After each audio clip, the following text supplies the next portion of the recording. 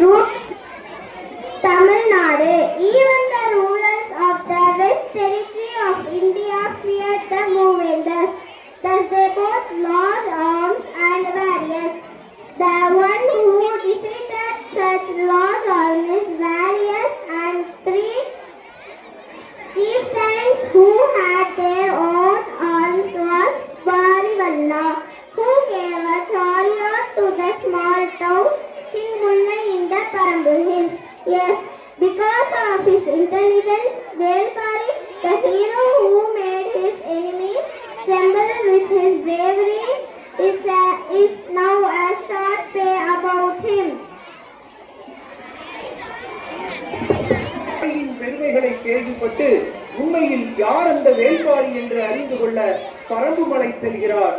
இடம் பாரியின் அரண்மனை.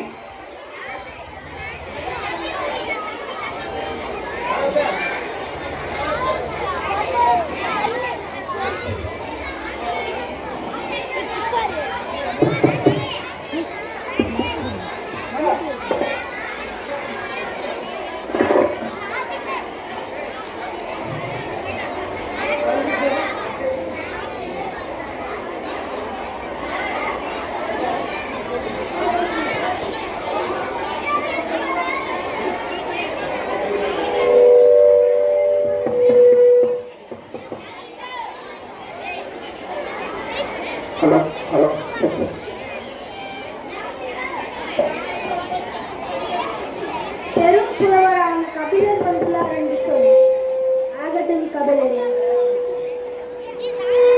வணக்கம் அரசே, தங்களை காண பெரும் புலவரான கபிலர் வந்துள்ளார்.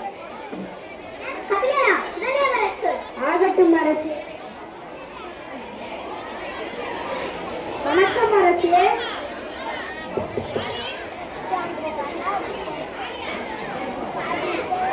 வணக்கம் அரசே.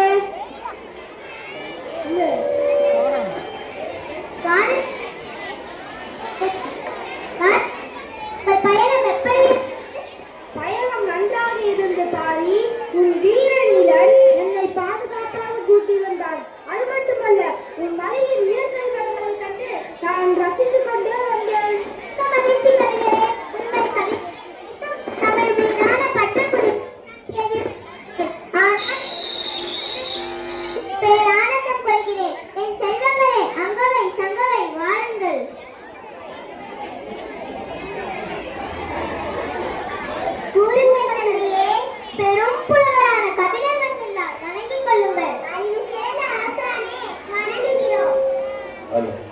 அனைத்து நலமும் வளமும் பெற்று நலமோடு வாழ்க.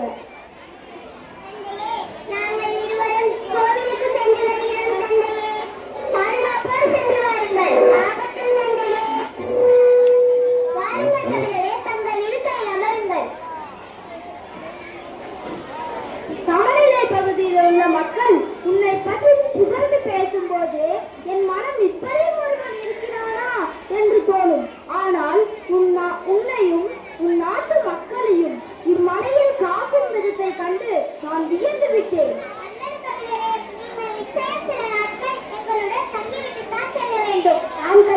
இன்னும் சில நாட்களில் பட்டனை கூட்டி நடக்க உள்ளது. அதையும் நீங்கள் அவசரம் பார்த்துட்டு தான் செல்ல வேண்டும். என்ன கொட்டவை கூட்டம்? ஆண்களே, இம்மலையை சுற்றி 16 பேர்த்த சென்ன மக்கள் தஞ்சம் உள்ளார்கள். இவர்கள்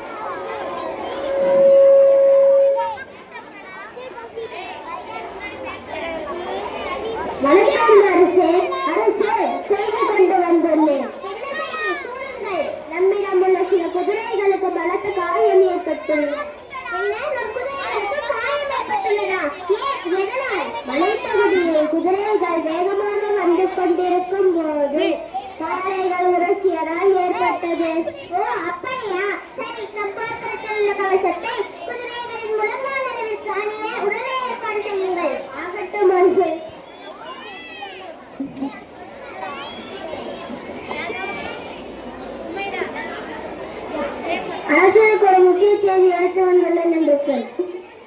அகட்டும் ஒற்றர் தலைவரே. அரசே வணக்கம். அரசே, ஒற்றர் தலைவர் ஒரு முக்கிய செய்தி எடுத்து வந்துள்ளார். முக்கிய செய்தியா? உடனே எடுத்து வரச் சொல். ஆகட்டும் அரசே. ஒற்றைத் தலைவரின் மண்ணை சொல்லலாம். வணக்கம் அரசே. அரசே, தங்களது பேராற்றலையும் பரப்பு மலையின் வளத்தையும் தங்களிடம் பரிசு பெற்று செல்லும் புலவர்களின் பாடல்களும் நாட்டு செயல் பரப்புகின்றன. இதனால் தமிழகத்தின் பெரும் தேசங்களையாலும் மூவேந்தர்கள் தங்கள் மீது பகை கொண்டுள்ளனர். இதனால் உங்களுக்கும் இந்த பரமமலைக்கும் விரைவில் ஆபத்து வரலாம் என்று ஒற்றர்கள் மூலம் நமக்கு செய்தி வந்துள்ளது. மாபெரும் படைகளும் மிகப்பெரும் சேனைகளும் கொண்ட மூவேந்தர்கள் பகை கொண்டுள்ளார்களா? சரி, நம் ஒற்றர்களை தொடர்ந்து சேனைகளை அறிந்து சொல்லுங்கள். ஆகட்டும் அரசே. வஞ்சம் கொண்ட மூவேந்தர்கள் தனித்தனியாக தாக்குதல் நடத்தி தோல்வியை சந்திக்கின்றனர். பின்பு தனித்து செய்யும் போர் வழிக்கு ஆகாதென்று தெரிந்து மூவரும் இணைந்து போரிட முடிவு செய்கின்றனர். இதன் தொடர்ச்சியாக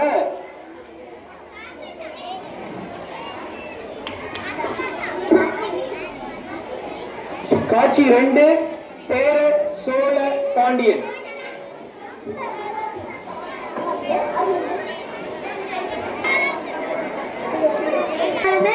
அதன் குதிரை படைதான். அதை மட்டும் நாம் வீழ்த்தி விட்டால் எளிதில் வெற்றி அடையலாம். சோழர்களிடம் நிறைய யானைகள் உள்ளது. அதை வைத்து நாம் அவர்கள் வெற்றி அடையலாம். இதற்கு முன்பே யானையை வைத்துதான் போர் புரிவு சென்றோம்.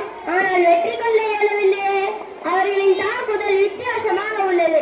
பாம்பின் விஷத்தை வைத்து அம்மை எய்தவனை கூட நான் பார்த்திருக்கிறேன். ஆனால் இவனோ கட்டணங்களை பட்டணமாக கட்டி யானைகள் மீது போட்டு விரட்டி விடுகிறான். இதனால் யானைகளை வைத்து போர் புரிவது நடக்காத காரியம் போல் தெரிகிறது. நம்மிடம் உள்ள அத்தனை வீரர்களையும் திரண்டிக் கொண்டு செல்வோம். பாரியிடம் முதல் எத்தனை வீரர்கள் இருக்கிறார்கள் என்று தெரியுமா?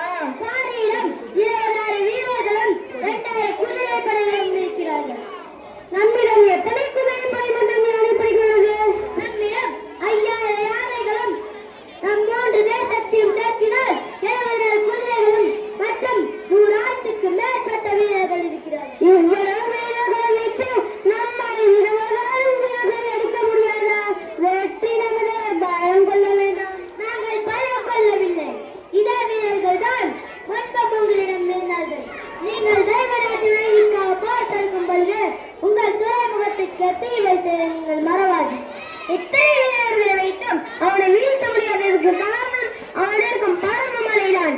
மேலிருந்து தாக்குவது, எழுதி கொண்டே சண்டை போடுவது, அது மட்டுமின்றி இயற்கை வளங்கள் குறித்தும் எந்த விலங்கு வாழும் என்று குறித்தும் அவன் நன்கு அறிந்து வைத்துள்ளான்.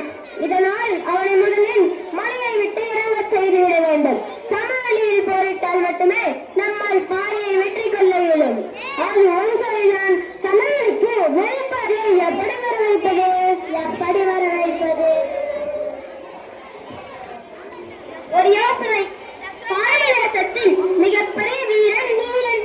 நாம் அவனை கடத்தி பிணை கைதியாக வைத்துக் கொள்ளலாம். மிக பெரும் வீரனாகிய நீலனை காப்பாற்ற பாரி நிச்சயம் தமிழுக்கு வந்துதான் ஆக வேண்டும். இம்முறை பாரியின் தலையும் பரம்பு மலையும் தான் செய்வோம். இப்படி சூழ்ச்சிகள் செய்து பரம்பு மலையின் வீரன் நீலனை பிணை கைதியாக்கி பாரியை வரவழைத்து போர் தொடுக்கின்றனர். அஞ்சா நெஞ்சம் கொண்ட வேல்பாரி நாலா பக்கமும் புலப்படும் ஒரு மலையின் மீது நின்று தனது சாதுரியத்தால் முதன்முறையாக மூவேந்தர்கள் ஒன்று சேர்ந்து நடத்திய போரில் அவர்களை தோல்வியடைய செய்கிறான். இதனால் கடும் கோபமுற்ற மூவேந்தர்களின் கலந்துரையாடல் இதோ உங்கள் பார்வைக்கு. காட்சி 3. சோழர்களிடம் நிறைய யானைகள் உள்ளது. யானைப்படைகளில் சேர்ந்தவர் சோழர் என்று பெயரெடுத்த எங்கள் குலத்தில் கேவலம் அட்டை பூச்சிகளை கொண்டு பயந்தோடியது என்றாவது பெயர் பின்னால் வரக்கூடாது. மலையை சுற்றி நாலாபுரமும் நம் படைகள் சூழ்ந்திருக்கட்டும். கீழிருந்து மலைக்கு உணவு வேறெந்த உணவு பொருளை போகக்கூடாது. அது இருக்கட்டும். மலையில் இருக்கும் கவிதையை நாம் காண வேண்டும் என்று செய்திருக்கிறோமே, வந்துவிட்டாரா? யாருக்கு கபிலரை அழைத்து வர சொன்ன செய்தி என்னவாயிற்று? அரசு செய்தி அறிவிக்கப்பட்டது. அவர் வந்து கொண்டு இருக்கிறார். பெரும் புலவரான கபிலர்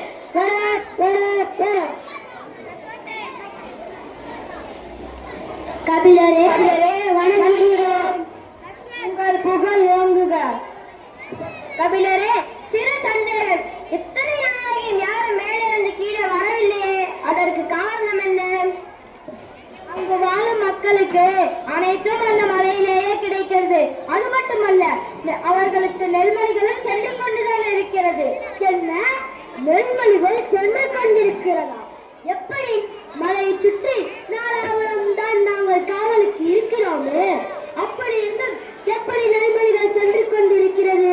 எங்களிடம் 1000 கிளிகள் உள்ளது. அது வயல்வெளிகளிலிருந்து அவர்களுக்கு நெல்மணிகளை எடுத்துக் கொடுக்கும். ஓ, அப்படியா? காபிலரே, நீ வீரம் பாடும் நல்ல நண்பர்கள் என்று எங்களுக்கு தெரியும். நீ எங்களுக்கும் ஒரு பாடை பாடு. பாறையை காட்டிலும் நம் மடங்கு பரிசுகளை தருகிறோம். ஆனால் பாறையை எப்படி வீழ்த்துவது என்று மட்டும் கூறிவிடு. பாறையை வாள் கொண்டோ வேல் கொண்டோ வீழ்த்த முடியாது. பாறையை வேண்டுமென்றால் பாறையை பற்றியும் பரம்பு மலையை பற்றியும் பாடல் என்று பாடுங்கள். நீங்கள் கேட்பதை அவன் கொடுப்பான். நல்ல ஆலோசனை தந்தீர்கள். நீ வீரம் பாரின் நல்ல நண்பர்கள் என்பதை நிரூபித்து விட்டீர்கள். சென்று வாருங்கள். இருப்பதை சொன்னேன்.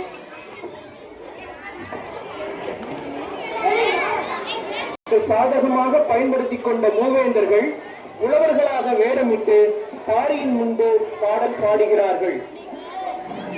இதன் தொடர்ச்சியாக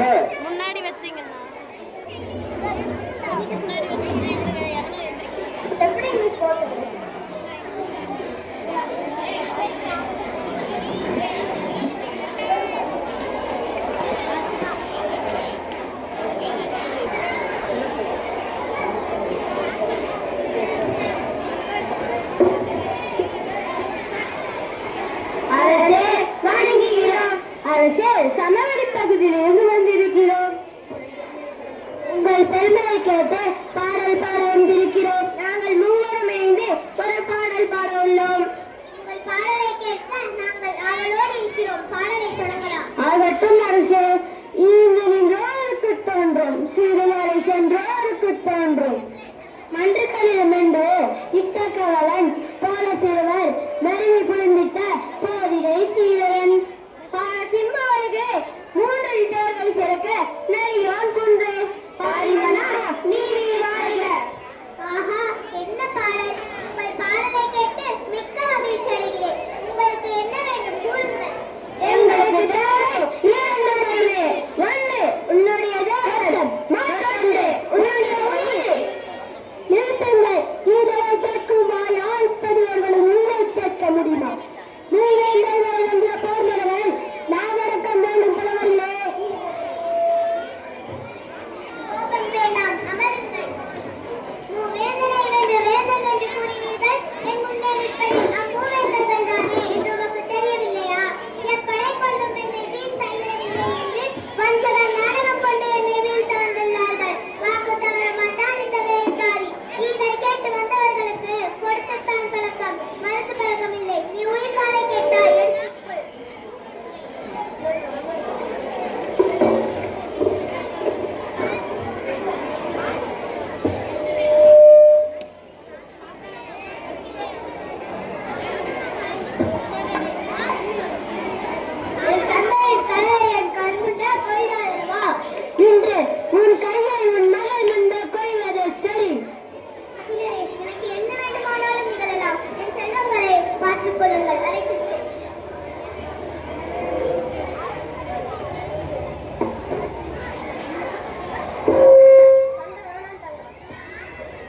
என்ன பாரிமன்னா, உன் செல்வங்களை காப்பாற்றி விட்டாய் என்று நினைப்போ, உன் சந்ததியை இல்லாமல் ஆக்கி விடுவோம்.